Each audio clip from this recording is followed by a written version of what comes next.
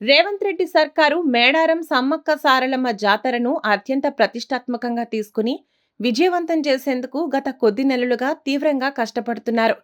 మంత్రులు కొండా సురేఖ, సీతక్క, పొంగులేటి శ్రీనివాస్ పనులను ఎప్పటికప్పుడు పర్యవేక్షిస్తున్నారు. ఈసారి జాతరకు సుమారు 3 కోట్ల మంది భక్తులు హాజరవుతారని ప్రభుత్వం అంచనా వేస్తుండగా 21 శాఖల నుండి 42,027 మంది పనులు చేస్తుండగా ఆదివాసీ వాలంటీర్లు 2,000 మంది, 8 జోన్లు, 42 పరిపాలనా విభజన చేయగా శాశ్వత మొబైల్ టవర్లు 27, తాత్కాలికంగా మరో 33 టవర్లు నిర్మించారు.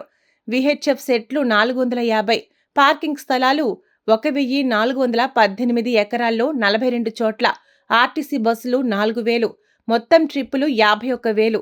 విధుల్లో పాల్గొన్న ఆర్టీసీ సిబ్బంది 10,441, తాగునీటి నల్లాలు 5,482, జంపన్నవాగు వద్ద డ్రెస్సింగ్ రూమ్లు 119, శానిటేషన్ బ్లాక్లు 285, టాయిలెట్లు 5,700, పారిశుధ్య సిబ్బంది 5,000 మంది, ట్రాక్టర్లు 100, వాటర్ ట్యాంకర్లు 150, స్వీపింగ్ మిషన్లు 18, జేసీబీలు 12, స్వచ్ఛ ఆటోలు 40, డోజర్లు 16, ట్రాన్స్ఫార్మర్లు 196, విద్యుత్ స్తంభాలు 911, విద్యుత్ లైన్లు 65.75 కిలోమీటర్లు, 350 మంది విద్యుత్ సిబ్బంది, డీజిల్ ఆపరేటర్లు 28 మంది, అంబులెన్సులు 30తో పాటు పలు శాఖల నుండి సిబ్బంది పెద్ద ఎత్తున విధుల్లో పాల్గొని మేడారం జాతర సక్సెస్ కోసం పనిచేయనున్నారు.